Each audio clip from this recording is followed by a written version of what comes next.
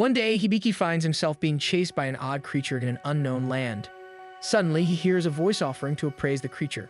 When he looks back, he suddenly sees the creature's stats. The voice then asks if he wants to disable voice assistance, but he begs it not to leave him. Hibiki finds himself falling as the horned rabbit leaps to attack him, but it hits his bag instead. He falls onto the creature, knocking it out. In a forest, an elf named Imalia also hears a voice telling her to head east because something precious is there. Then the front of her tunic suddenly bursts open, causing her to become embarrassed. After the chase, Hibiki takes a moment to check his phone and sees that there is no signal. He also wonders who the voice was. He suddenly feels hungry and considers eating the horned rabbit. The voice begins appraising the rabbit. A screen appears, showing instructions for rabbit stew. He looks at the rabbit again and decides to take it with him, slightly disgusted since it's his first time touching a carcass. He stuffs it into his bag and decides to test something. He asks what his bag is while looking at it, and the voice appraises it, showing him its findings. He then looks at the sky and asks the same question, but the voice says there is nothing to appraise. He looks at the ground and asks again, and the voice tells him he is looking at a maze eater.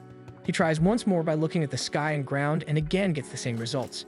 He realizes there is something dangerous on the ground, then decides to ask the voice to appraise him. A screen shows his stats and he sees his name, age, and race. He also learns that he is a provisional appraiser. The last thing he remembers is still being in high school, so he tries to ask the voice who they are. The voice reveals that she is his status support, but cannot answer personal information. He looks at his status again and sees he has several skills, so he tries to activate the one titled Expert Eye, but nothing happens. Embarrassed, he decides to start with the tutorial. The voice tells him that the tutorial is already running, so he decides to activate the world map, thinking it would be amazing. He gets disappointed when he sees it because the map only shows him an outline of where he ran, which happens to be several circles. However, since he has nothing better to do, he decides to use it. He walks forward until he reaches a road. In his excitement, he trips onto it. When he sits up, the voice shows him that he has received a new title called the Castaway in an isekai. He questions the word, but then he notices a huge dog-like creature next to him. Before it can attack, an arrow of light strikes the creature, causing it to fall. He looks forward and sees Imalia. At first, he is happy to see another person, but then he wonders why she is standing on a rock. He apologizes to Imalia for looking strange, but she simply gives him a kind smile and introduces herself. Hibiki introduces himself, then notices her odd ears. He thinks she's just wearing an elf cosplay and compliments her on it. Imalia is confused and asks what Hibiki is doing in the Maze Eater's grasslands. She is shocked by his explanation while Hibiki wonders what the big deal is. The voice appraises her and shows Hibiki all the information it retrieved, and he learns that she's a real-life elf. Hibiki also notices that Imalia does not seem to hear the voice or be aware that he is appraising her. However, the fact that she is 56 shocks him the most. Imalia decides to explain that the Maze Eater is a monster that disguises itself as grassland. She explains that Maze Eaters hardly attack directly and usually wait for their prey to grow exhausted. She then hugs him, praising him for surviving out there on his own. Hibiki gets the feeling that she thinks he is a child, so he bluntly tells her that he is 16, which shocks Imalia. Later that evening, Imalia apologizes for mistaking him for a child, and Hibiki is still wrapping his head around the fact that 16-year-olds are practically adults in this world. They decide to eat the stew she made with Hibiki's horned rabbit, and it is cleaned off easily. They sit down for some tea, and Hibiki finally asks her where this place is. She spits her tea on him in shock, but explains that they are in the kingdom of Habastria. It becomes clear that Hibiki is not aware of this, so he explains that he comes from a faraway country called Japan. When Imalia gives him a confused expression, Hibiki realizes he really was isekai'd. Imalia notices his troubled expression and tries to reassure him that he will be fine and that she will help him get to the city. They decide to settle in for the night, and Imalia casts a protective spell over them. She studies his sleeping form, noticing that his clothes seem odd. She wonders if Hibiki was the precious thing her spirit guide was talking about. She decides to save her questions for later, but as she drifts to sleep, she hears the spirit thanking her for protecting Hibiki. In Hibiki's dream, he is back in his world being served by Amani, one of his friends. He decides to take a sip of the tea and notices that it is stronger but tastier than usual. Amani is surprised he noticed, and Hibiki boasts that he is an adult now, but after studying his other friends, he realizes he lacks in the hike department. Amani shares that she has not given up on growing, prompting Taiki to playfully agree with her. Kyuko begins to judge him, but he quickly turns the conversation back to Hibiki, explaining that Hibiki always seems to attract older women. Hibiki thinks Taiki is just imagining things, but Taiki explains that he also wants to get to know a girl over the summer. The group laughs, and Hibiki remembers that they were all about to start their summer break after that. He remembers going to school on the last day before the break, and when he entered the classroom, a bright light blinded him. He wakes up from the dream a little dazed. He checks his phone, thinking they all must be worried about him. He stores it away so he can go back to sleep, but then something hits him. He sees that Amalia's buttons have popped in her sleep. However, he is too distracted by the green floating lights. His status support tells him that it is an air alarm and his signal will trigger if an intruder enters the space. He studies the light and wonders if he will make it home. He decides to open his status screen to check his abilities. He asks his status support what an appraiser means. The voice tells him it is a rare job which allows the person to appraise monsters and items. However, he has no combat abilities and the voice does not explain why provisional was included in his job class. He decides to go to bed instead of trying to understand everything. The next morning, Amalia is the first to wake up and remembers that she had rescued Hibiki. She remembers that Hibiki is an adult, which technically means she had spent an evening with a man. She tries to calm herself by telling herself that it is common for party members to share a space, but then recalls she has never been part of a party, and that kind of depresses her. It is only then that she realizes her buttons are no longer in place. Her shock alerts Hibiki. He greets her with good morning, then returns one of her buttons, commenting on how big she is. The comment earns him a smack from her. After that, they begin making their way to Lowell. Hibiki worries about monsters, but Amalia reassures him that she can handle them.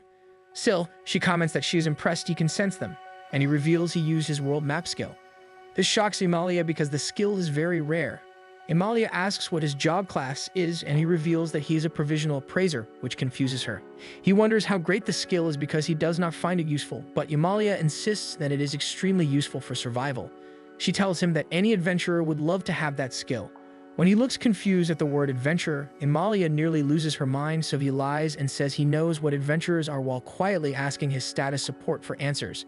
Amalia begins to realize how he had managed to survive the grasslands. But judging by his actions, she concludes that he is pretty clueless and ignorant, even if they had just met yesterday. She smiles as she apologizes for her harsh words, and Hibiki decides to ask her bluntly if she has any friends. She struggles to lie, but says that she does. Hibiki also says that he considers her his friend, which makes Amalia blush at the idea of finally having a friend.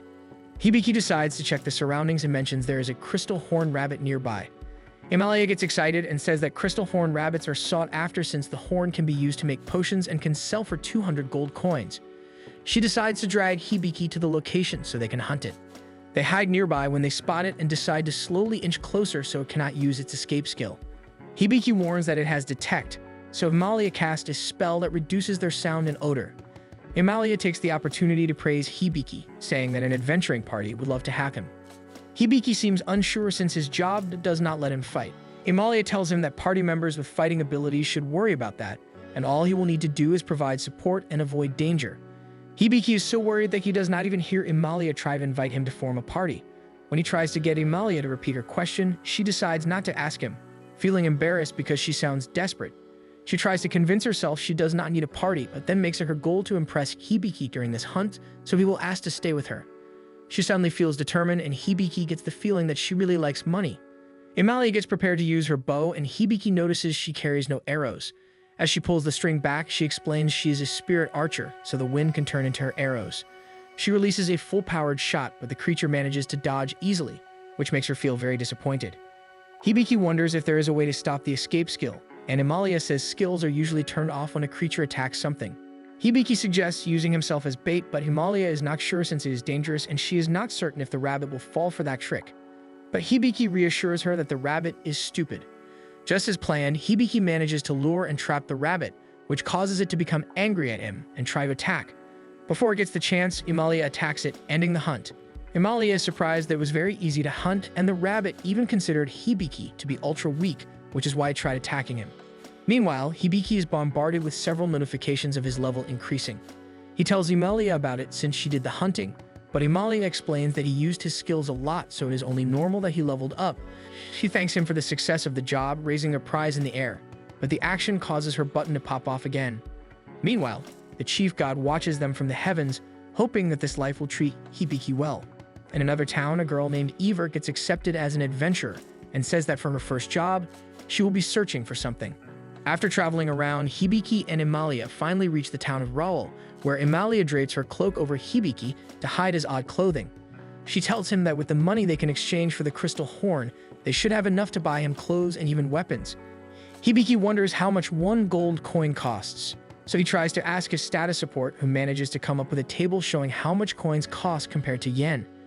He is shocked that a single gold coin can cost so much and suddenly understands why Emalia had a crazed look in her eyes when they learned about the crystal horn rabbit.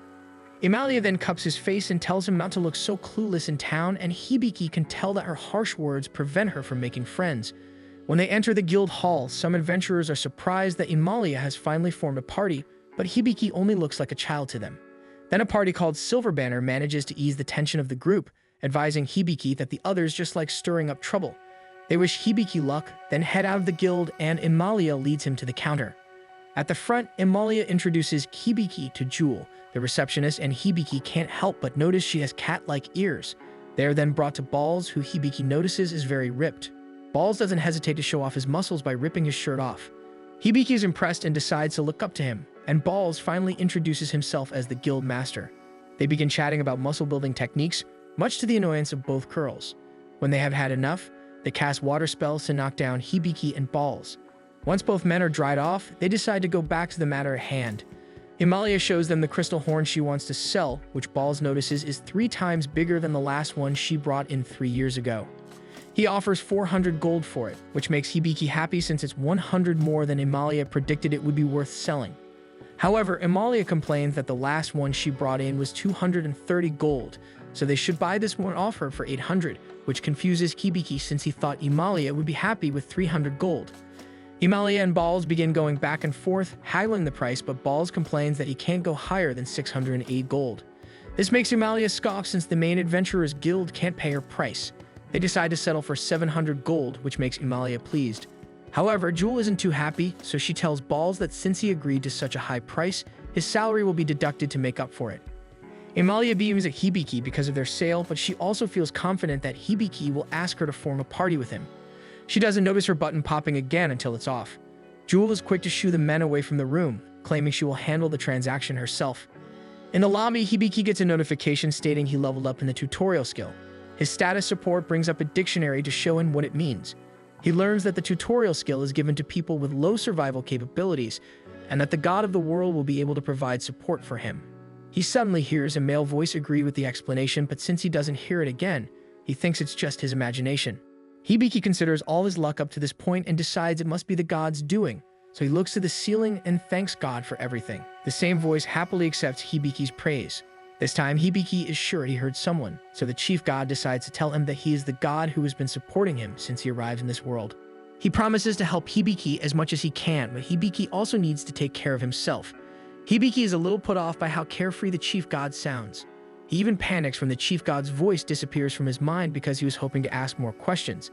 His status support then tells him that the guide will now end due to his tutorial skill increasing. Suddenly, Emalia shows up, but Miader, a guild clerk, informs her that she has a quest that needs to be done. Emalia reads the envelope handed to her and tells Hibiki that she has to accept the request since it's from her hometown, but she cannot take him with her this time. Hibiki realizes that Emalia was his guide. Meanwhile, Eva is trying to look for something, but the mirror says is not in her current location. She wonders where it could be, then a location comes to mind and she decides to head there. Back with Hibiki and Emalia, Hibiki insists she can go ahead without worrying about him. Emalia had already asked Jewel to look after Hibiki, but wonders what Hibiki plans to do next. Hibiki answers that he plans on becoming an adventurer since there are non-combatant quests available. Before they part, Emalia tells Hibiki that he can stay at her place and hands him a map leading to the inn where she has a room. She instructs him to look for a girl named Tanya when he gets there. Emalia adds that if he ever plans on traveling far, he should inform Jewel so Emalia can meet up with him and join him. Hibiki wants to return her cloak, but Emalia insists that he keep it as a parting gift, though Hibiki says that she needs it more because her button keeps popping off. In order to avoid the topic, she rushes off, wishing him luck in his future. As she runs off, she feels embarrassed since Hibiki saw her chest.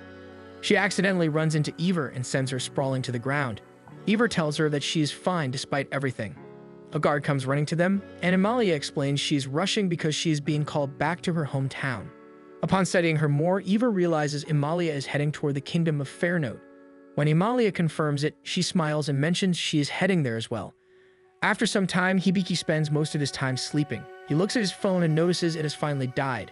He wonders if he'll make it home to his world and if he'll ever get to talk to the chief god again. He had tried asking Jewel about his world, but she only directed him to a questionable location. He wonders why he was even sent here. Mid-thought, he hears Tanya come in. It turns out she is worried for him since he hasn't left his room the entire day. He promises to head down soon. When Tanya leaves, Hibiki thinks about taking a job since he doesn't have much money left to last a long time. He pulls up his status screen to see if he has something that can help him do a job. However, he isn't sure what he can do given the information displayed. His status report tells him to avoid solo combat, and he notices he has a new title called Older Lady Killer. He also has 2 new skills and thinks that medical book sounds like the most useful. Status support tells him that he will be able to absorb medical information and use it simply by reading pages from a medical book. He decides that he can use it to his advantage, and even after learning that it might take time, he still decides to do it. His status support sighs and materializes a medical book for him to start.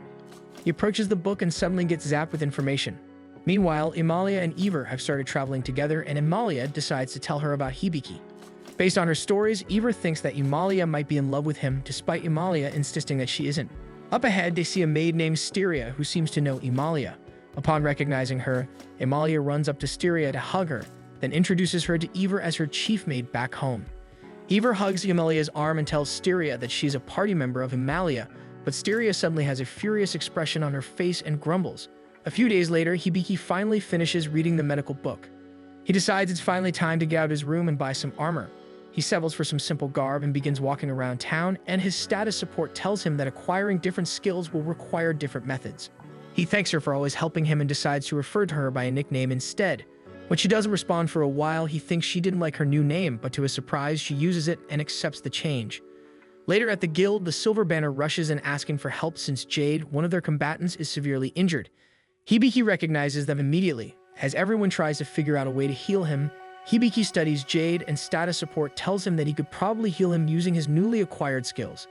He tries to ask the party if he can take a look at Jade, and at first they are hesitant after learning he's only an appraiser. But when he tells them that he has medical skills, Karnal, a member of the party, decides to be the first to trust him. The others begin moving away from Jade as he is being examined. He determines that Jade is afflicted with Dirith poison, which makes it hard to stop the bleeding. Status support tells him that Jade will likely only last 5 minutes. In order to cure him, he needs to use Hyper Cure and execute a perfect heal, but his magical points aren't enough to use either skill. The rest of the party tries to get answers from him, and Hibiki shares that the bleeding won't stop due to the Dirith poison. The party is surprised to learn this, and Hibiki tries to ask the guild members if they know Perfect Heal or Hyper Cure. However, no one apparently knows those high-level skills. Status support then tells him to use the skill called Contract to allow people to temporarily lend their magical points to him, so he can use the skills needed. With no time to explain, he tells Jade's party members to enter a contract with him so he can use their combined magical points to perform the healing spells. They begin verbally agreeing to his terms, but the magical points he acquired still aren't enough. Jewel decides to lend her magical points as well, and once Hibiki extends the contract to her, his magical points are finally enough to perform Hyper Cure. With the poison out of the way, he then casts Perfect Heal, which manages to restore Jade's lost limbs. Everyone is relieved that his magic worked, but suddenly Hibiki faints. When he feels his consciousness returning to him, he finds himself at the cafe with his friends again. Amani in particular is scolding him for acting on his own without thinking. She tries to remind him that there won't always be a person available to save him every time. He is interrupted from his dream when he hears trumpets in his head and status support congratulating him for increasing another level. He moves around trying to cool the voice down, but when he relaxes, Jewel appears right next to him. Happy to see that he is awake, she takes the opportunity to thank him for saving Jade, revealing that Jade is actually her younger brother and that they have different mothers, which is why their race is different. Hibiki tells her that he only managed to save everyone through everyone's efforts. However, Jewel insists he accept the praise because no one in the guild could have saved Jade. He smiles brightly at her due to the praise, and she finds herself blushing at his charm. She manages to revert to the matter at hand and tells him they need to take precautions and not talk about how he knows 2 high-level healing spells. She worries that people might try to take advantage of him for money, so she wants him to join an adventuring party for his protection. Hibiki isn't too keen on the idea because he knows it will be temporary, but he has to admit that having a companion sounds like a good idea since he can't fight. Jewel then suggests that he should hire a bodyguard. Meanwhile, in a cell somewhere, a little girl clutches the arm of a beast folk as the beast promises not to let anyone come close to her. One day, Hibiki visits the Debbie company to hire a bodyguard. Upon receiving him, Ajarathan, the owner, is immediately enchanted by his financial scent. He is then shown a bunch of muscular men but decides to reject them all. As they file out of the room, Hibiki feels bad for them in his head. The truth is, even if they look strong, their MP is very low. Ajarathan offers to show him other people, but then Hibiki hears the chief god suggest that he find his own bodyguard. As they walk down the halls, Ajarathan promises to help him to the best of his abilities because he can smell financial wealth from Hibiki. Hibiki praises him and learns that Ajarathan has a skill that allows him to smell people who are blessed with high financial status in the future. Hibiki is then drawn to a dark hallway, but Ajarathan advises him not to go there since the people he has there are not suited for combat or labor. However, since they cannot return to their homelands, Ajarathan had decided to house them. Hibiki considers that the people Ajarathan keeps there are like him, so he tries to ask if Ajarathan can show them to him. Ajarathan is suddenly hit with his skill and happily agrees to show Hibiki due to how strong his scent has become. He is led to a cage where Claude, an injured beastman, and Lillian, a little girl, are kept. He notices their injuries, and Ajarathan tells Hibiki that Claude ended up in that state due to wanting to protect Lillian. As for Lillian, she is said to have strong magical capabilities but has no control over them. Claude suddenly lashes out, telling Hibiki to get lost. Hibiki is taken aback, but his status support decides to appraise Claude. It seems there's some falsification in the record, so status support suggests he use his skill, Expert Eye, to reappraise him. When he learns that the chief god had given him such an insanely strong skill, he feels that the chief god gave him too much. Regardless, he reappraises Claude and learns his name, race, and other details. He learns that Claude has a curse but decides to read about it later. What catches his attention is that Claude has a hero level of 95. He then appraises Lillian and learns that she will be a sage and has a skill called Raging Sanctuary. He wonders why the chief god gave such an unstable skill to a child. The chief god claims that he had no choice because of the trial of the sage. Hibiki decides to worry about it another time because the MP those two have is enough to give him casting abilities. After getting the chief god's approval to let them form a party, status support tells him to use relief measure. He wonders if the skill will help lift the curse from Claude, but status support does not answer the inquiry. He then asks Ajarathan if he can take Claude and Lillian, which Ajarathan immediately agrees to, unable to resist the potent smell of fortune coming his way. His reaction scares Hibiki a little. Hibiki brings Claude and Lillian to a forest clearing.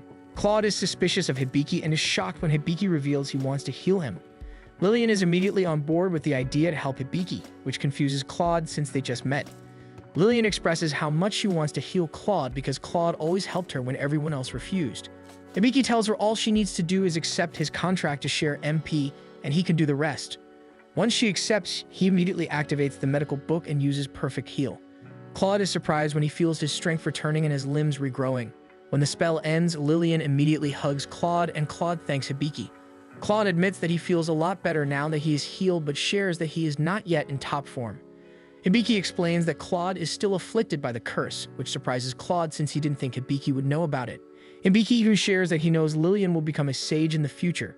He admits he can tell all these things because he has a skill called Expert Eye. Ignoring Claude's baffled state, he decides to try lifting the curse by executing Relief Measure Level 1. Claude suddenly feels the chains of the curse weigh him down, but suddenly a giant pair of scissors appears in the sky and cuts him. Hibiki panics because he thinks he messed up, but only the chains are damaged and a portion of the curse is lifted. Even Claude is shocked that he survived. Everyone is relieved, but Hibiki notices that the curse isn't fully lifted. The chief god answers that it's because his skill is still at level 1. Hibiki makes it his goal to fully remove the chains someday by leveling his skill. Despite only lifting it a little, Claude notices the immediate change in his power. To show his gratitude, he kneels before Hibiki and thanks him for his healing. He admits he lost a lot due to the curse. He wants to pledge his loyalty to Hibiki by performing the Ceremony of Allegiance. He explains that the ceremony will solidify their pact, and he will forever serve and protect Hibiki. To Hibiki, it sounds like he's only announcing his decision, so he decides to allow it, which instantly makes Claude's tail wag. Status support suggests that Hibiki also use contract, so this will bind both parties to their promise. She insists that it will also make Claude happy, and Hibiki decides that there is no harm in it, and if it will make Claude happy, then he can do it. He executes contract, which brings a tear to Claude's eye. Without hesitation, Claude begins reciting his pledge and instructs Hibiki to accept it verbally. Hibiki accepts it, and suddenly a light shines on the backs of their hands, signifying that their pact was accepted by the light spirits, and the symbol on their hands is proof of their contract. Claude tells him that Hibiki is free to call him Claude, and Lillian is delighted that things are finally looking brighter for the two of them. Meanwhile, with Amalia, they are trekking toward the elven town, but Amalia notices that Styria is getting tired, so she suggests stopping by the hot springs. The suggestion energizes Styria since this is the perfect chance to see Amalia's chest. She phrases it weirdly, which confuses Eivor. Styria suddenly recalls that they are with Eivor and decides that they should continue their journey instead. She reasons that going to the hot springs will leave them vulnerable and they cannot risk trusting Eivor. However, Amalia gets excited over the idea of experiencing a bath with her first female friend, so she insists they stop after all. With Hibiki, he explains his lack of MP to Claude and Lillian, and the two immediately agree to help and enter into a contract with him. Status support tells him that his grimoire has leveled up. It seems that Claude notices that he appears to be talking to a voice, and he asks about it. When Hibiki describes how he's been learning things, Claude is shocked and asks if he has the tutorial skill. He gets even more shocked when Hibiki confirms it, and also confirms that he possesses the title of a wanderer of a different world. Apparently, it's a rumored title that exists, and Claude is aware that there are people with that title roaming around. Lillian is curious about what everything means, and Claude tells her that it means Hibiki has come from a different world, but she doesn't need to think of Hibiki differently, because what matters is that Hibiki saved them. Claude doesn't seem to care too much about which world he is from, but he is amazed that Hibiki possesses the tutorial skill, which makes the chief god laugh because Claude thinks the skill is amazing when he thinks it really isn't. But then he realizes he is tired because he is using a third of his power to keep the skill running continuously. As they walk, Claude believes that the chief god is the one guiding Hibiki. He explains that this world has 11 gods and the chief god is the first god. Skills such as Expert Eye and Tutorial can only be bestowed by the chief god. Hibiki is shocked at how powerful the chief god is, as the chief god tells Hibiki to praise and be amazed by him more. Claude is still wrapping his head around how Hibiki is so favored by the chief god, but he can understand why because he considers Hibiki amazing as well. Hibiki feels he isn't worthy, but Claude and Lillian are. He admits that he is shocked at Lillian's skill, but it appears Claude is unaware of what the Raging Sanctuary skill that Lillian possesses actually does. Even Lillian is confused, so Hibiki explains that her skill destroys her when she uses magic. Hearing the news makes Lillian depressed as she is reminded of her past. Claude explains that Lillian's immense magic is what caused her family to shun and sell her. Hibiki thinks that the chief god is to blame for her misfortune, but Claude explains that he doesn't think the chief god is the one who gave Lillian her skill. He believes it's the god of magic since it seems to be in that god's jurisdiction. The chief god panics a little as the god of magic unleashes her wrath on him. Hibiki hears her voice, and the god of magic explains that there was a mistake in giving Lillian that skill. She tells Hibiki that she cannot undo the skill once it is granted, but Hibiki can use the grimoire skill to help adjust her MP output so the burden on Lillian's body won't be too harsh. On the ground, the chief god repents for his mistake and asks for her forgiveness, though the god of magic is still greatly upset with him. She pretends to call upon the god of the underworld to pick the chief god up, and he suddenly begs her not to do that, which doesn't impress the god of magic. Hibiki can hear all the fighting in his head, but he decides to tell Claude that the god of magic reassured him that Lillian will be fine. As Lillian and Claude praise the god of magic, Hibiki can still hear her torturing the chief god, which worries him. Suddenly, status support tells him that Tutorial and Expert Eye are temporarily unavailable to him. Hibiki briefly wonders if it's because the chief god is not okay, but he prays for the best. Meanwhile, the god of magic studies Hibiki from the god's realm. She feels she has seen him before. Hibiki and the rest stop for a bit, and he decides to try using the grimoire skill. What appears before them is a talking white cat who introduces herself as Veni. Veni tries to explain that she will be Lillian's teacher, but Lillian immediately begins cuddling with Veni. This makes Veni give in to the bliss of being petted. Even Hibiki wants to pet Veni, which makes Claude jealous, though he tries to hide it from Hibiki, despite the aura he gives off. Hibiki does feel a strange aura, but it disappears every time he tries to look for the source. He decides to stop the search and ask Veni about the grimoire, and Veni explains that she is the grimoire and anything magically related can be handled by her. Hibiki pets her and praise her, and Claude immediately fumes, which scares Veni because he looks vicious at the fact that Hibiki has yet to pet him despite knowing him longer. He quickly apologizes, and Hibiki pretends not to notice, much to Veni's shock and anger. Meanwhile, at the hot springs, the girls are enjoying a dip in the warm water. Styria is odling Amalia's chest, but snaps out of it when Amalia asks her what her father wants from her. Styria admits she was never told the details. Deciding not to dwell on it, Amalia tries to ask Eva if she wants her to wash her back, but Eva turns her down. This puts Amalia in a down mood, and Styria interjects that Amalia might come off too strong to Eva. As Amalia speaks about wanting to be friends with Eva, Styria takes the opportunity to get a closer look at Amalia's chest. Eva can't help but notice, so she decides to rile Styria up a bit by offering to wash Amalia's back. Amalia gets excited since it seems Eva considers her a friend. One day, Hibiki's party goes shopping for equipment, and Hibiki is shocked that Claude's weapon of choice is a spear. Claude explains it's the better choice for his build. As for his armor, he explains that he only needs his vital areas protected because he gets too warm if he wears too much armor. Lillian also gets to choose new clothes for herself, but she and Hibiki are shocked when they learn the price is 25 gold coins. However, Claude says it's cheap, so they end up paying without complaint. Lillian feels guilty and tries to return the clothes, but Hibiki insists that she keep them. The shopkeeper tells Lillian that she has a good older brother, which makes Lillian think about the title. Hibiki also encourages her to choose a staff for herself. Though Hibiki seems confident, the truth is he is aware that he is running low on money. Lillian thanks him, calling him master, but Hibiki tells her to think of something else to call him. She asks if it's okay for her to call him older brother instead, and he agrees since it feels more familial. Benny gets annoyed and asks Hibiki to buy something for her as well. The shopkeeper tells him that it cost 15 gold, which he ends up paying. Once fitted with her new collar, they go to a clearing to begin Hibiki's and Lillian's training. Benny insists that training is more important than adventuring at the moment since they lack the fundamentals. She reassures them that, as a grimoire, she will be able to help them. Status support tells Hibiki that Veni is a technical skill that allows him to acquire knowledge and other magical skills. Hibiki suddenly feels inspired because he thinks he can use magic as attacks, but Veni tells him that he can only learn household magic. Hibiki pales and Lillian tries to cheer him up by saying that it's useful and that Veni is also amazing for agreeing to teach them. Veni boasts that she is a sacred beast created by the god of magic, so it's only proper for Hibiki and Lillian to call her master. She then settles onto Lillian's lap and tells them that they need to control Lillian's magic.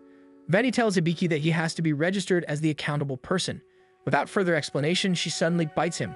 She then trots toward Lillian and tells her that her magical power has been reduced by 10%, with her MP still remaining. They need to lower it to 90% before training, then slowly work on increasing it again when she has better control. Next, Veni says that Hibiki needs to learn magic power circulation. It's a skill where two people hold hands and are able to feel the flow of their magic and learn how to control it. Hibiki only gives Veni a confused expression. Veni feels irritated and tells Claude to take over to show him how it's done. Claude steps forward and asks Hibiki to focus, but Hibiki has no idea what he means. Veni fumes that Hibiki should just close his eyes and instructs Claude to send a little magic toward him. Claude agrees and takes Hibiki's hand, sending an intense amount into Hibiki, which makes Veni scream and causes Hibiki to pass out. When Hibiki wakes up, he sees emptiness. Then he feels the presence of someone and finds himself near a lake in the evening. He turns to find an elf he isn't familiar with. The elf calls out to Claude, and Hibiki notices that he has turned into Claude. He tries to get a hold of himself, and he finds himself suddenly believing that he is Claude. He sits down next to the elf and now recognizes that she is Anastasia, who often watches the moon. Claude finds himself remembering that Anastasia was the most beautiful elf he had ever seen. Anastasia had been by his side for a long time. They were even at a party together, and they shared many moments. Looking at Anastasia now, he believed he would continue the rest of his life by her side. But then one evening, several of his companions fell, and he even lost his limbs during a battle. In front of him was a bloody Anastasia who was eerily pleased with everything. He screamed in turmoil before blacking out. Hibiki can suddenly hear Claude's voice as he has now returned to his body. However, he is confused. In his mind, he is still Claude, and he doesn't seem to understand that what he just saw was a memory of Claude's. It takes him some time, but he finally remembers who he is. Hibiki doesn't understand why he thought he was Claude, so Claude explains that he sent too much of his magic to Hibiki. Veni immediately jumps in to scold Claude for not listening to her instructions. Veni then asks Hibiki for embarrassing details from Claude's memories, like whether he wet his bed. Hibiki tells Veni that he thinks he saw something beautiful, but he doesn't remember much of what he saw. Veni leaves since she thinks it's not interesting, and Hibiki tries to remember who he saw in Claude's memory. On another day, Hibiki is in the middle of his household magic training. He looks at his status to see how well his progress is, as he recalls that he needs the help of spirits to perform this type of magic. He needs to do chores to please the spirits, and once the spirits are satisfied with his work, he will be able to wield those elements to help with household chores. So he does all the chores, but he can't help but feel that what he is doing is useless. However, status support tells him that this is training, and it's the only way to activate his magic. Lillian and Claude enter the room, but Claude accidentally hits a bucket of water, causing the liquid to spill all over the floor. Hibiki isn't mad, and even calls Claude cute for being clumsy despite holding the title of hero. Claude blushes since he counts it as praise, but he still feels immensely guilty as Hibiki continues his training. After making sure everything is spotless, Hibiki asks if he learned anything, but he hasn't. Tanga notices that her inn is incredibly clean and finds out that Hibiki is responsible. She gives him a suggestive look and tells him he'll have an extra plate of food for dinner, which makes Hibiki cheer. She tells him to hurry down, and his party begins making their way there, but Claude spills another bucket of water. On another day, Lillian is steadily progressing and controlling her magic. Claude suggests that Hibiki get some practical training as well. However, Hibiki admits he doesn't know how to use his sword. Claude suggests a different weapon, and Hibiki immediately starts training with a bow. But all his shots land too short, to the point that even Claude becomes strict with him. Hibiki tries again but fails several more times, realizing that archery is harder than it looks. Claude reassures him that everyone starts out bad. Hibiki asks for a break because his hands are raw, but Claude says he can easily heal them, so there isn't really any need for a break. So that is how he ends up firing numerous arrows during that training session while silently praying for Himalaya to save him. With Himalaya, she and her companions are traveling through the forest, and Himalaya's thoughts drift to Hibiki. She wonders if he'll be surprised that she managed to get companions. Himalaya tries to hint that Ivor is the reason, but Ivor doesn't get the hint at all. They reach a point that leads to a shortcut to the Elven Kingdom, but Himalaya decides they should take the long path. She reasons that the shortcut leads to a ruined fortress, and it is filled with souls that play tricks on people. However, Ivor suggests they use the shortcut instead because there might be hidden treasure. Himalaya decides to follow Ivor, despite Styria's protests. Himalaya explains that she's actually low on coins, which makes Styria wonder what happened to the money she earned from the Crystal Horned Rabbit. Himalaya shares that she wouldn't walk around carrying that much money. The group treks along the path, and Ivor mentions that they will be fine since they are all friends who stick close to each other. Being referred to as a friend makes Himalaya ecstatic. Meanwhile, Hibiki and the others are out camping. Hibiki busies himself by preparing them a meal. Lillian hovers nearby, curious about what he is doing, and even asks if she can help.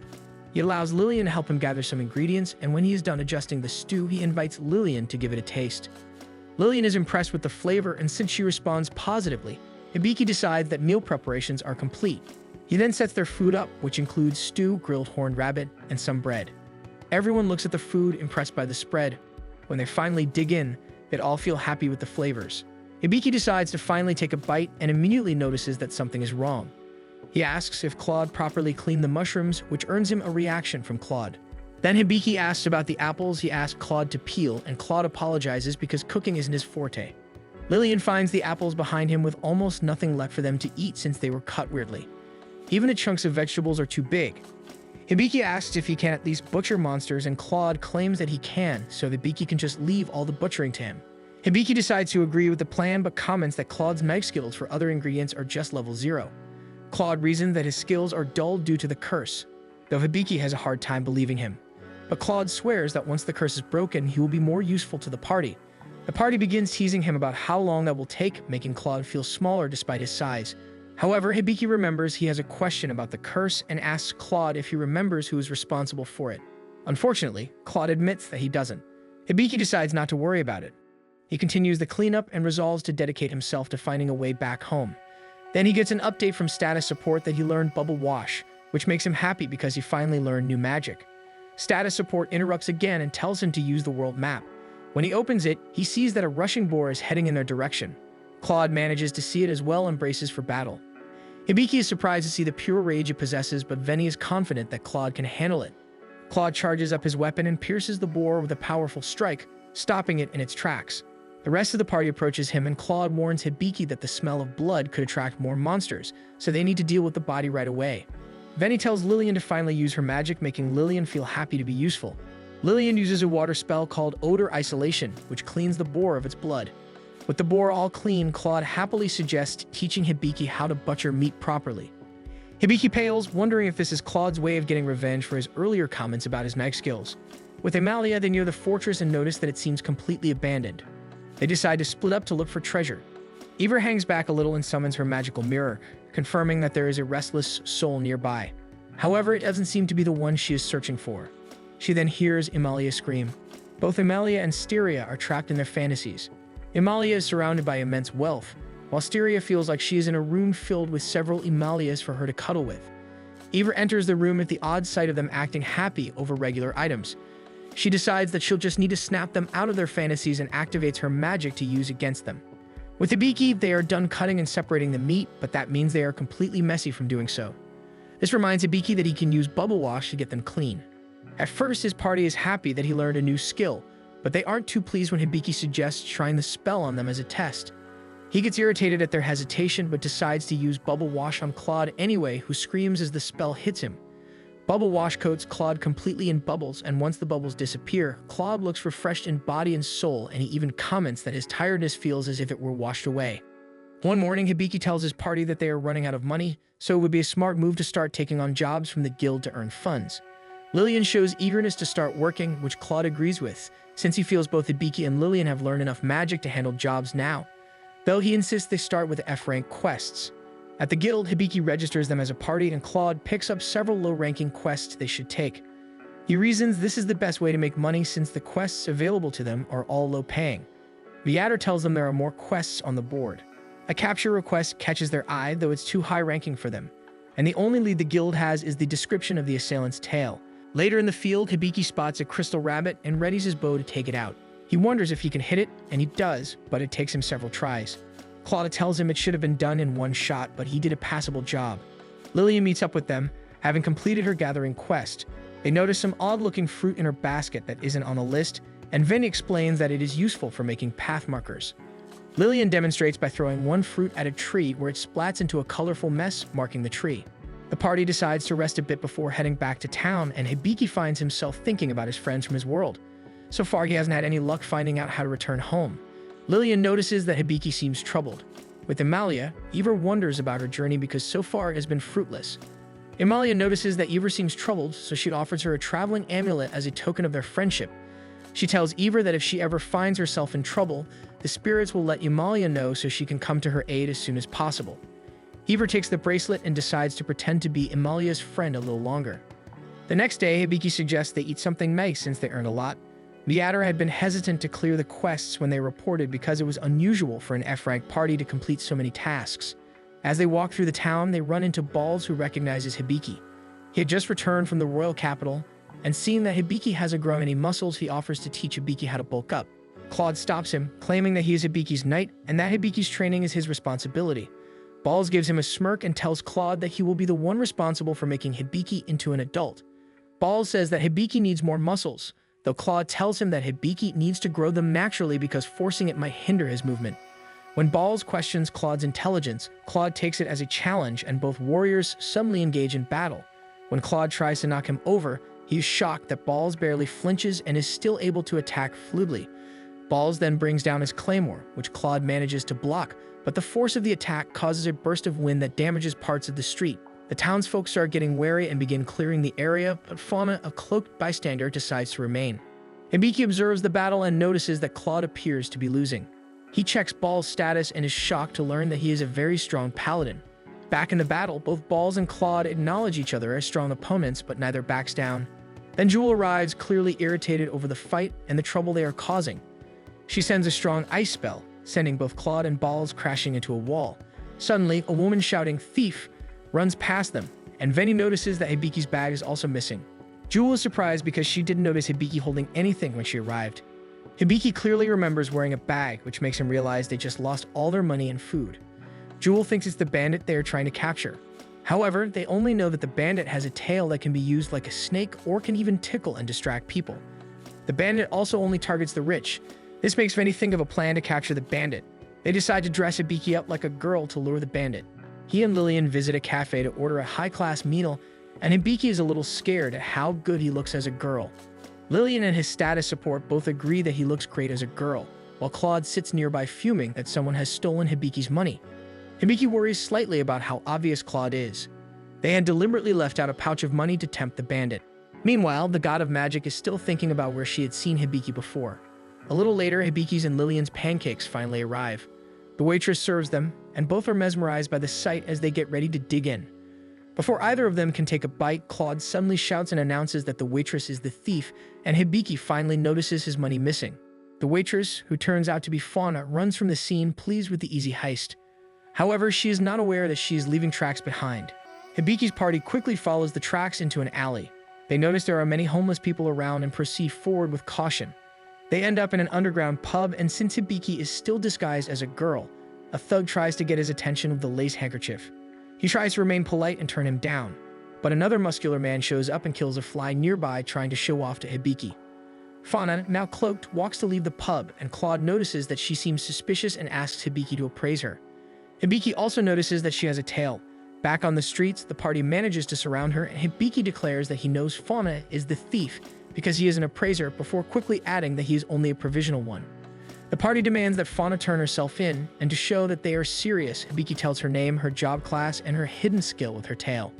Fauna smirks and finally reveals herself to be a beast man known for having the most beautiful transforming tail. A flash of recognition crosses Claude's face, and Hibiki asks if he knows her. Claude tells them that tail transformation is a rare skill among beast men. Fauna teases them because they actually fell for her other trap, as she was aware they were following her the first time. Hibiki realizes that his real wallet has gone missing, meaning Fauna had stolen it earlier in the pub.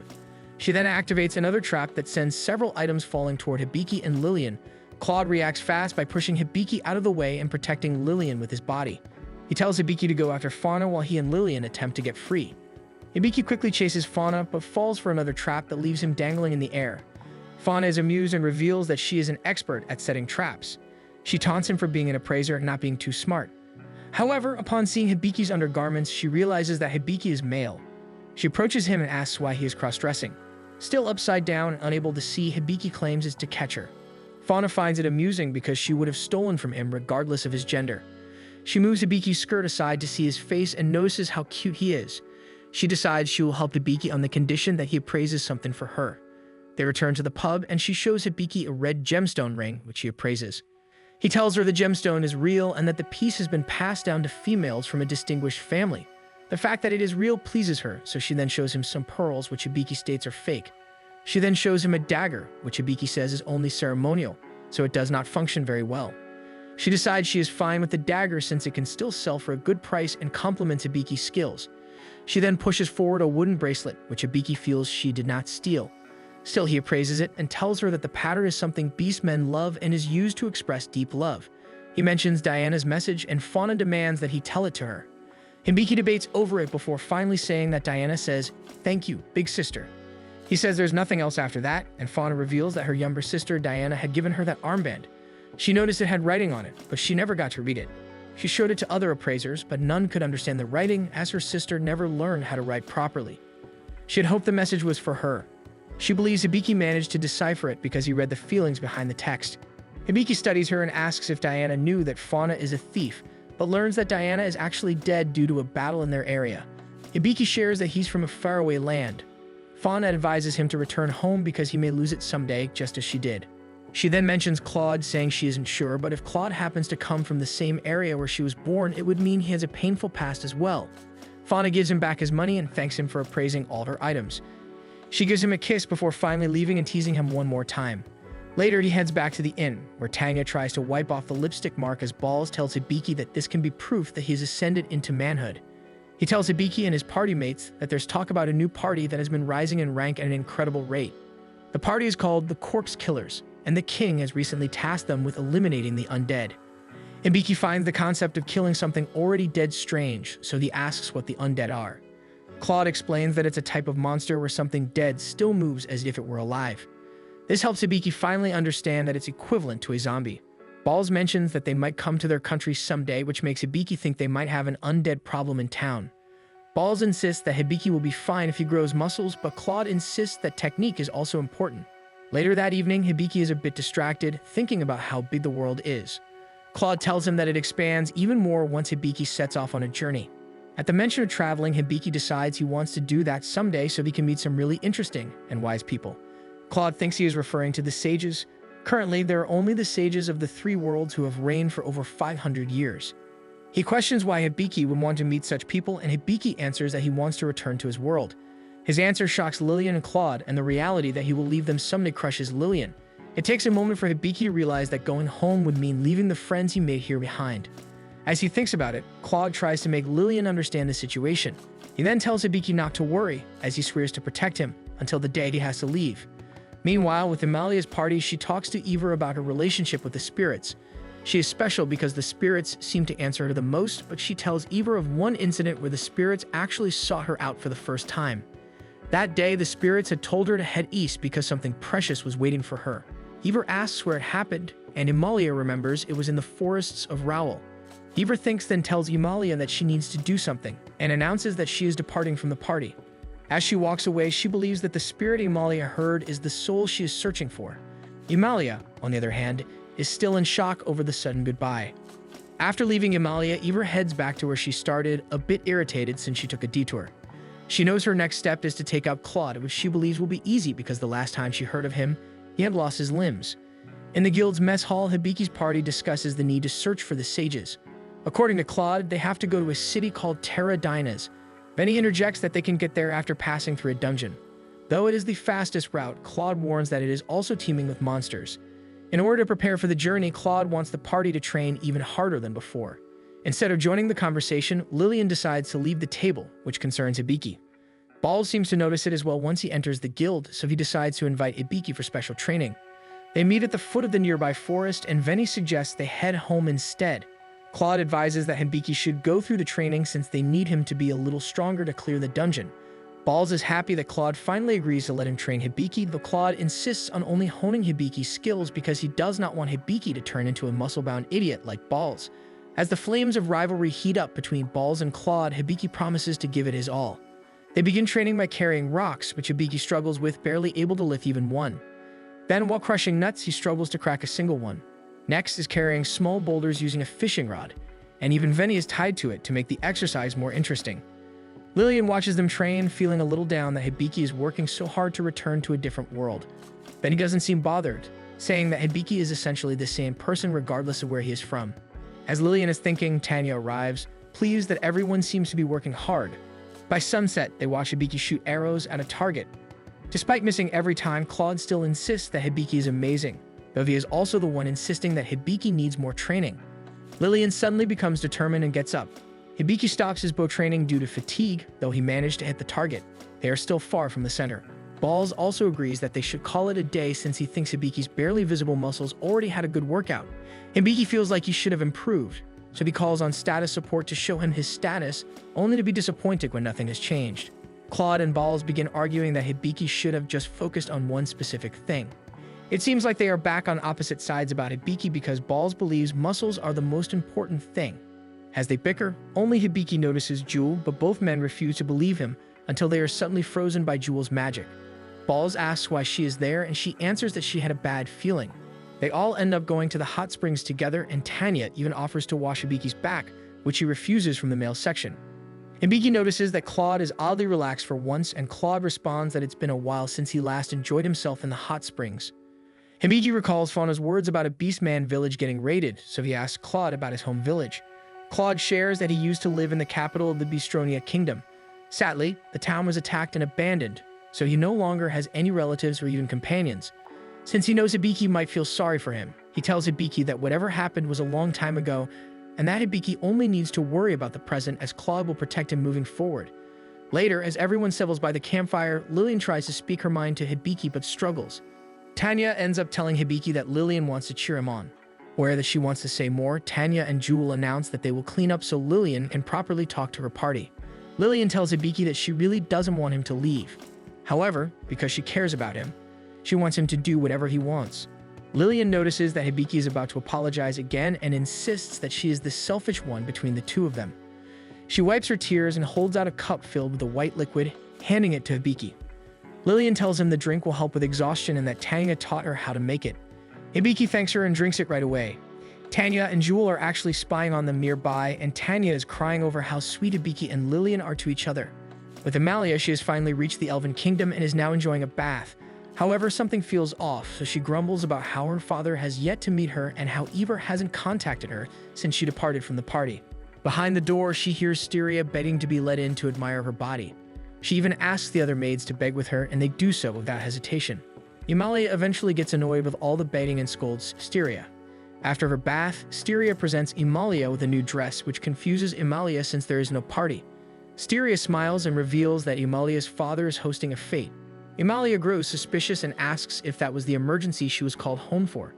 Styria smiles and says she has no idea, but Amalia is convinced that it is the case and she feels betrayed by her own father. Meanwhile, Eivor waits patiently in the forest for Claude and senses him approaching. Claude is with his party hunting a silver ruby wolf. Hibiki pulls up his world map and it shows a presence nearby. Claude reacts quickly and points his weapon at Eivor, who pretends to be shocked by the party's sudden hostility. When Hibiki notices that she is just a person, he tells Claude to stand down, and Claude immediately apologizes to Eivor. Hibiki studies her.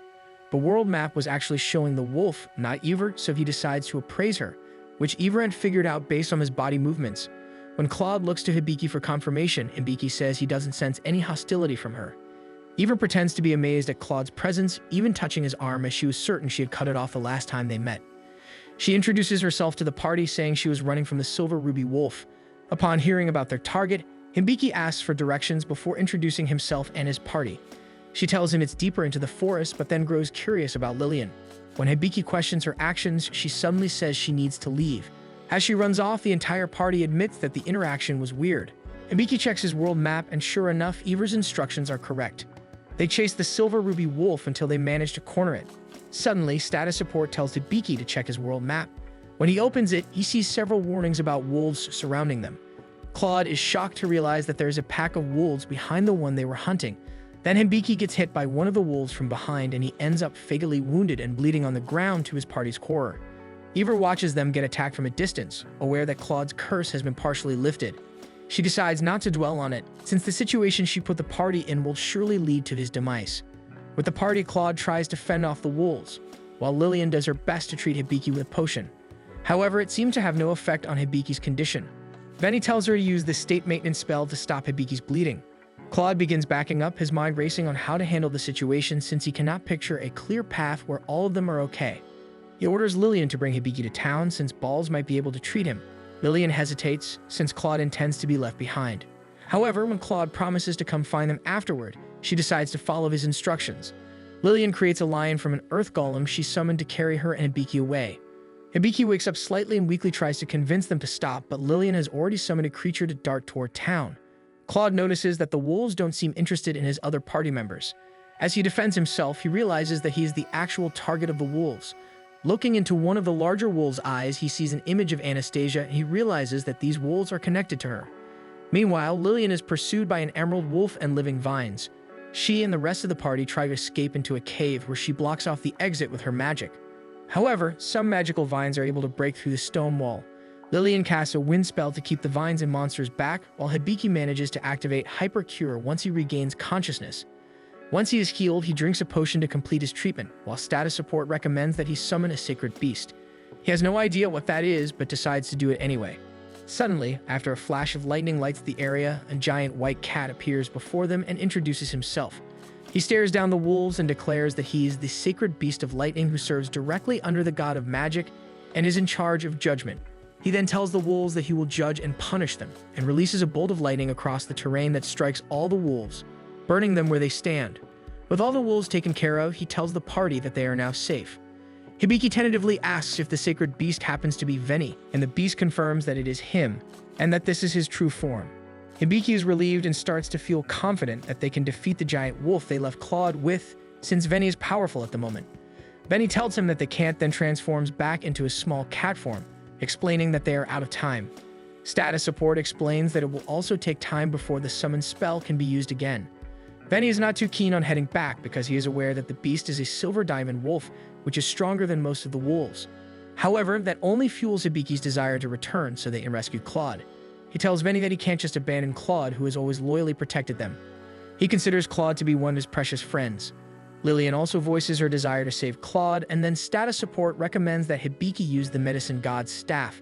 Hibiki informs the party that he has just acquired something called the medicine god's staff, which shocks many. Status support brings up the description, and Hibiki learns that it's an ultra-rare skill that allows him to use a complete heal that affects all life forms in the area. Hibiki doesn't bother with the rest of the explanation and decides to activate the skill. He and Lillian are instantly fully healed, and then a root sprouts from the ground. Veni instantly recognizes it and scolds Hibiki to be more careful with it. Status support tells Hibiki that he has just acquired spirit archery, which reminds him of what Imalia uses. He decides to try the weapon by taking a stance as if he's about to fire an arrow, and suddenly an arrow made of light forms in his hand before he releases it. It travels far, which amazes Hibiki because his previous shots never had enough strength to go that distance. He finally appraises the bow and learns that it is called the Godly Bow, a weapon made exclusively for him. Lillian is amazed, while Veni is surprised by how much the gods favor him. With his new weapon, Hibiki feels like they finally have a chance to rescue Claude. Meanwhile, in the gods' realm, Chief God regains consciousness. The god of magic is slightly concerned since Chief God has given Hibiki too many blessings, but he playfully tells her that she, too, has given Hibiki a lot. However, Chief God is aware that no matter how many gifts they give Hibiki, it is ultimately up to him whether he can use them well. With Claude, Eva laughs evilly from where she is perched. Back with Hibiki, they race back toward Claude, but they are surrounded by gem wolves from all sides. Veni suggests blasting their way through, so Hibiki prepares another light arrow to clear a path for them, though he has difficulty aiming. Status support tells him to use Expert Eye since Chief God is now okay. He activates the skill and through it selects the center wolf as his target, only for it to auto-target the surrounding wolves as well. When he releases the arrow, the wolves are instantly taken down, allowing them to run forward. However, Hibiki is a little concerned that he was entrusted with such a powerful weapon. Next, Many tells Lillian that she can now release up to a third of her power. When Lillian activates her magic, she first uses a wind spell to take out the enemies at the front, then uses plant magic to stop several of the wolves at the sides and behind them. Hibiki feels uneasy that Lillian is also very powerful on her own. He then remarks that it is surprising that the monsters have been pursuing them in a pincer formation. Veni tells him that the monsters are being controlled. He believes it is because of the Silver Diamond, Wolf, and Ever. Hibiki is surprised that Ever is a suspect, so Veni explains that it was odd for her to direct them deeper into the forest. Veni also remarks that Ever's face looks oddly familiar.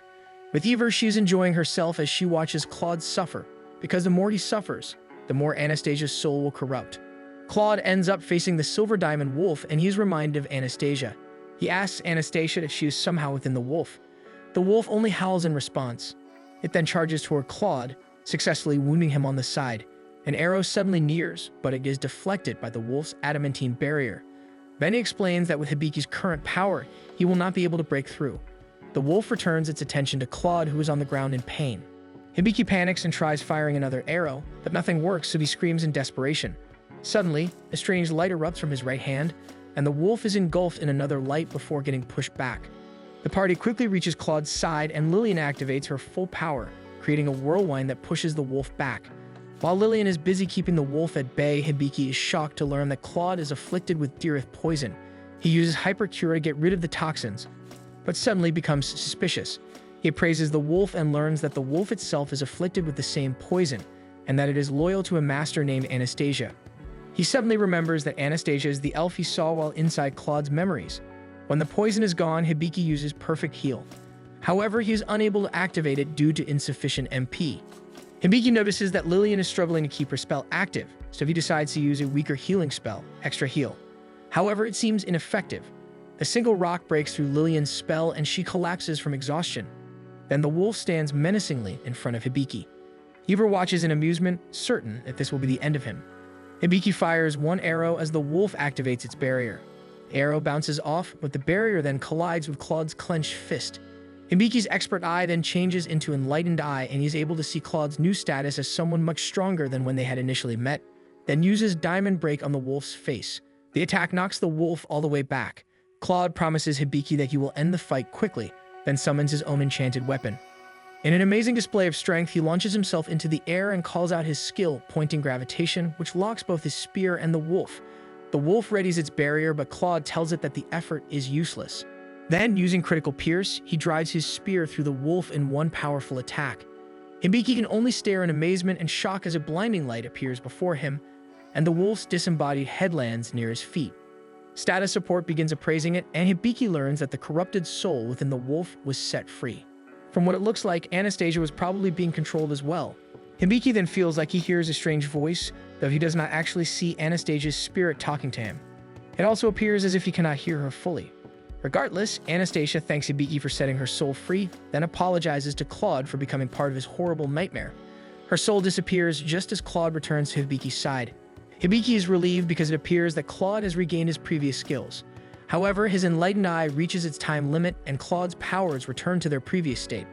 Claude kneels before Hibiki and apologizes for the trouble.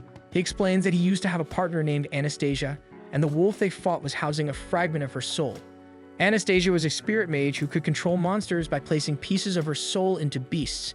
He reveals that Anastasia eventually betrayed him and joined the people who cursed him. Hibiki wonders out loud if all they need to do is defeat Anastasia.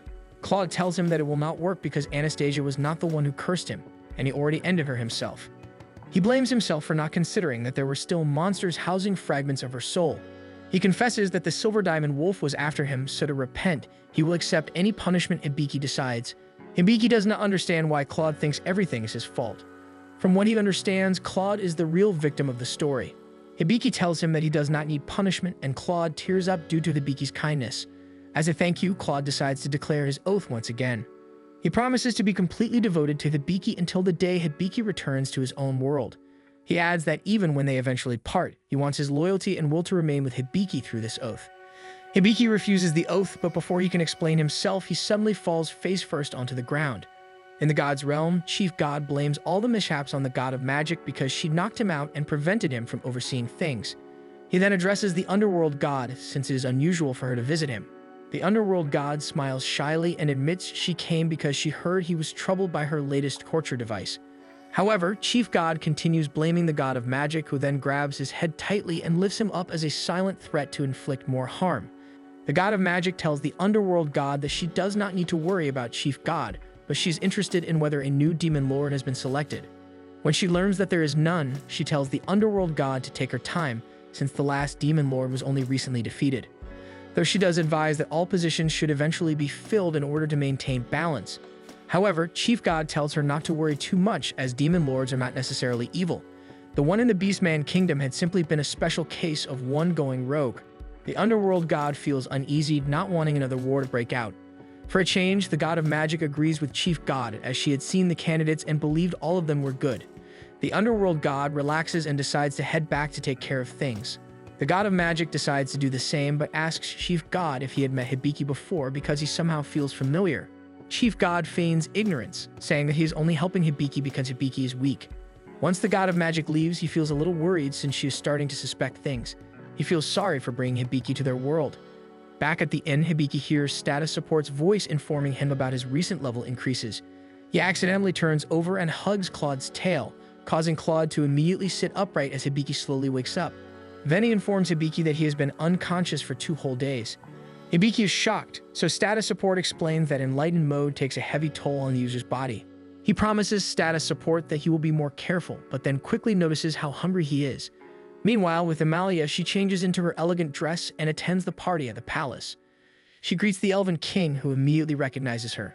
As she politely speaks with him, she wonders where her father is. Vertilis, the prince, also approaches and greets her, though he seems slightly disappointed that she does not recognize him.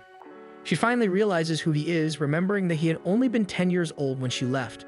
Vertilis then kneels and kisses the back of her hand, wishing that Amalia would give birth to the next ruler of their country. Amalia is very vocal about how disgusting she finds the idea. Soon the king makes an announcement that 2 of their nobles, Vertilis and Melincorus, have finally come of age and received jobs. First, Vertilis has become a hero. Meanwhile, Melincorus has become a sage. The king proudly expresses his joy over the announcement because these are job classes personally bestowed by the gods. He believes the 2 of them will one day vanquish the demon lord and become the pride of the kingdom. To complete the party, Dogire, a paladin, will be joining them on their journey. As for the final member, the king announces that Amalia will accompany them, as she is a skilled and experienced adventurer. It takes a moment for the news to fully sink in, and Amalia is left completely stunned.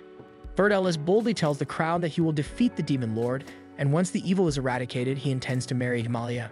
Once again, Amalia cannot believe what she is hearing. When Vertilis tries to invite Amalia into a celebratory toast, everyone suddenly notices that she has disappeared. Meanwhile, with Hibiki, his party relaxes together inside their room. Hibiki admits that he still wants to go to Terra Dinas after all. He truly wants to return to his original world because he misses his family and friends there deeply. However, he is also not willing to say goodbye to the people he has met in this world. He treasures his new party dearly and does not want to leave them behind. Because of that, he decides that he wants to find a way to return home while still remaining with his new friends at the same time. Lillian becomes ecstatic over the idea, though Claude wonders how something like that could even be possible. Hibiki admits that he has no idea, especially since he still does not even know how to return home in the first place. Benny feels that the idea sounds far too convenient to actually work, but Claude confidently believes that Hibiki can somehow make it happen. Venny reminds him that they still need to clear the dungeon before they can even reach the sages. Hibiki already knows that, which is why he wants all of them to come with him. Claude and Lillian do not hesitate and immediately agree to join him. Venny suddenly feels pressure into agreeing as well, but after seeing Hibiki's sincere expression, he ultimately decides to come too. Lillian happily hugs Venny, and all of them are grateful that they can continue staying together. With Amalia, she hurriedly changes back into her adventuring gear. She tells Styria that most of the elves in the kingdom are misguided because the demon lord is not necessarily evil, so she wants to leave this place behind. Once she finishes preparing herself, she jumps out of the window, fully intending to reunite with Hibiki. Meanwhile, Ivor contacts someone through her magical mirror, only for a spark of magic to lash out and scold her for her failure. Ivor promises that she will defeat Claude and bring back Anastasia's soul. One evening, Lillian and Claude grow curious about the people Hibiki wishes to see again from his world. Hibiki tells them that he misses his friends and family dearly. He describes them as fun people who would chat over black tea with him. Claude mentions that those people must also be worried about him. Hibiki agrees but says that while he misses them, he's less lonely now that he has his party with him. The next day, they report their encounter with the Silver Diamond Wolf to the guild, where Balls acknowledges it as an impressive feat for a party at their level. While praising Hibiki, Balls also insists that if Hibiki had more muscles, he might not have fainted. Balls begins feeling guilty because he did not train Hibiki hard enough to build more muscle. This time, he confidently claims that if Hibiki trains with him properly, he can guarantee Hibiki will become muscular. Jewel is completely unamused and freezes Balls so she can speak properly. Hibiki initially thinks she wants to discuss muscle training, but she corrects him and says they are actually discussing the reward for defeating the wolf. Hibiki is shocked by the amount, while Jewel explains that Hibiki and his party deserve proper compensation. Had the wolf reached the town, it could have caused devastating damage, and she is certain even Balls would have struggled against it. Balls breaks out of the ice and tells Hibiki to accept the reward, which he does. The party then pays another visit to Ajarathan, who is delighted because Hibiki once again carries the scent of wealth around him. Ajarathan quickly recognizes Claude and Lillian and respectfully greets them. Hibiki suddenly remembers that he had purchased his party members from this place. However, Ajarathan ushers them inside like honored guests and assures Hibiki that the company will never interfere in his personal affairs. Hibiki feels reassured and follows his party inside, where they are led to an area lined with various weapons and armor. Hibiki decides on a wind layer tunic to help him dodge attacks more easily. And when Ajarathan tries offering additional weapons, Hibiki declines because he believes the bow given to him by the chief god is already the best weapon. Lillian chooses a new cloak and wand.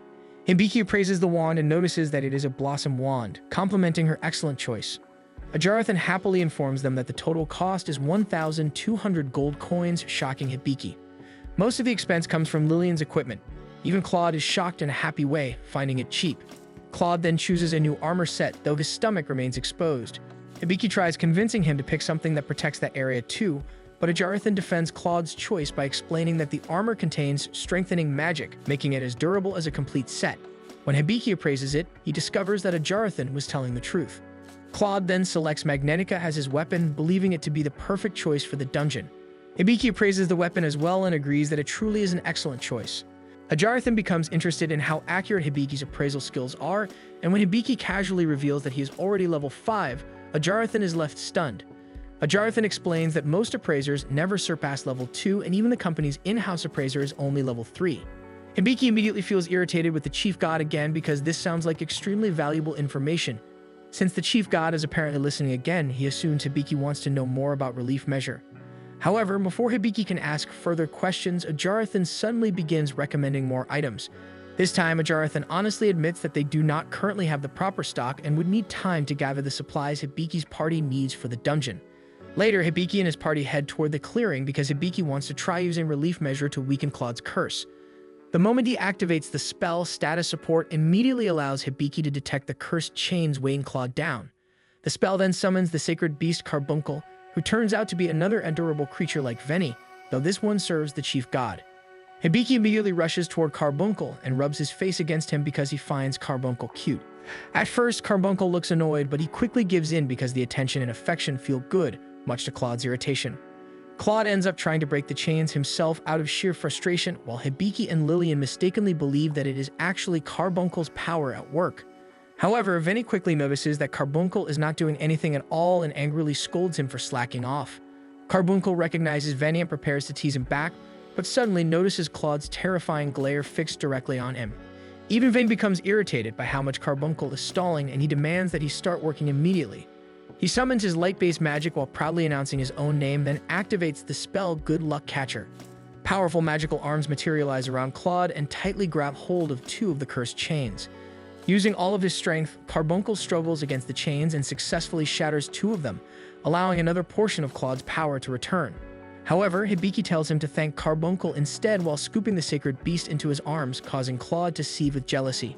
Even though he clearly hates it, Claude still manages to thank Carbuncle through gritted teeth. Meanwhile, Veni praises Claude for managing to restrain his usual violent tendencies, completely terrifying Carbuncle. When Hibiki tries welcoming Carbuncle into the party, Carbuncle quickly refuses. With that, he immediately runs away, leaving the entire party confused over why he seems so desperate to escape from them. The following day, the party remains inside the inn trying to endure the intense summer heat, which status support informs Hibiki is around 39 degrees Celsius. Seeing Claude suffer badly because of his thick fur, Hibiki casually suggests shaving it all off. Claude is horrified by the suggestion, but since it comes from Hibiki, he decides to comply. Hibiki hands Lillian the scissors, but before she can start cutting, Veni tells Lillian to use a cooling spell instead.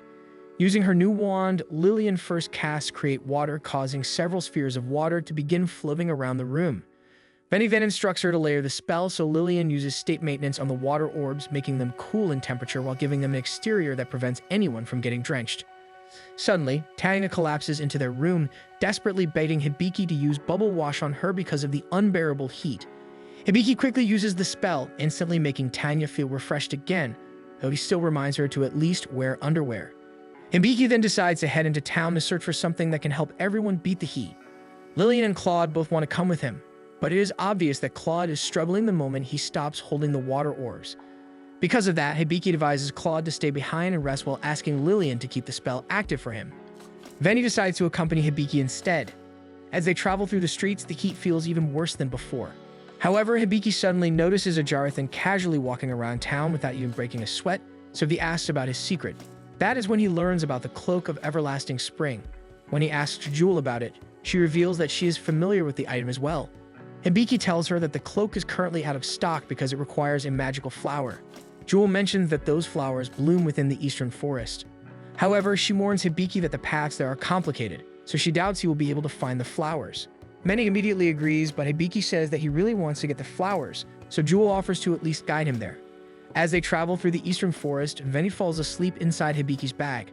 Jewel comments that Hibiki is kind for going this far for the sake of his party members, but Hibiki insists that this is the very least he can do for them. He knows that Claude and Lillian constantly use their strength and magic for his sake. He has also noticed that they always prioritize his safety before their own. Because of that, he wants to thank them for always staying by his side. Hibiki apologizes for rambling, but Jewel tells him that his ability to make such wonderful companions is a reflection of his own kindness. She then informs him that their long trip is finally over. By sunset, Hibiki finally returns to the inn, relieved to see that both Claude and Lillian look much better. He happily mentions that he is already excited to eat despite it still being early for dinner. Lillian then hands him a box containing slices of pie along with a container of black tea that the party had found while he was out adventuring. Hibiki thanks them warmly before digging in, wondering if they specifically chose black tea because he had talked about drinking it at Amane's cafe. He looks fondly toward Lillian and decides to check her status to see how much she has grown. To his surprise, her status screen now identifies her as a sage, causing Hibiki to immediately exclaim in shock. He explains that when they first met, Lillian had only been a sage candidate, but now she has officially become a level 1 sage. Benny calmly points out that Lillian has gained experience since joining Hibiki, so it makes sense for her to level up so quickly. Benny asks whether her magical skills have leveled up as well, and Hibiki confirms that they have. He also mentions that his grimoire has leveled up too. Once Hibiki activates the grimoire, Veni instantly feels a surge of new magical information flooding into him. He informs Hibiki that he can now teach him even more magical skills with this new knowledge. Hibiki becomes equally excited and tells Veni that he will be under his guidance. Finally, the day of their departure arrives. A carriage waits outside the inn to carry them. Tanya wishes them luck on their journey and hopes they will stay at her inn again once they return to town. Hibiki then reveals that he has gifts prepared for Claude and Lillian. Claude receives a cloak of everlasting spring, and Hibiki explains that it has been enchanted with temperature control magic. Claude immediately realizes that Hibiki ventured out specifically to obtain the cloak for him. Completely overwhelmed by Hibiki's kindness, Claude even begins crying. Hibiki then gives Lillian her own cloak designed with a cute appearance. Balls arrives to see them off and immediately reminds Claude to make sure Hibiki continues training so he can bulk up. However, Claude insists that his duty is to protect Hibiki, meaning he will not focus on Hibiki's gains. Jewel ignores them and instead reminds Hibiki and Lillian to stay careful because the dangers inside the dungeon are far worse than those in the eastern forest. With everything finally prepared, the party bids farewell to all their friends before riding away in the carriage, heading toward the dungeon that will eventually lead them to Terradina's. Elsewhere, Eva overhears the news and feels pleased because entering the dungeon greatly increases the chance of Hibiki's party losing their lives there, which she believes would restore balance to the world. Meanwhile, in another village, hordes of zombies begin overrunning the area. Several villagers are about to be attacked, but members of the Corpse Killers, Taiki and Kyuko, quickly arrive and defeat the undead monsters. Amane soon runs toward them alongside a teacher who happens to be Hibiki's cousin. Out of everyone there, he appears to be the most concerned about Hibiki's safety. It is revealed that these are Hibiki's friends from his original world, and they are now fighting desperately to reach him. Thanks for watching. Subscribe now and see what happens next.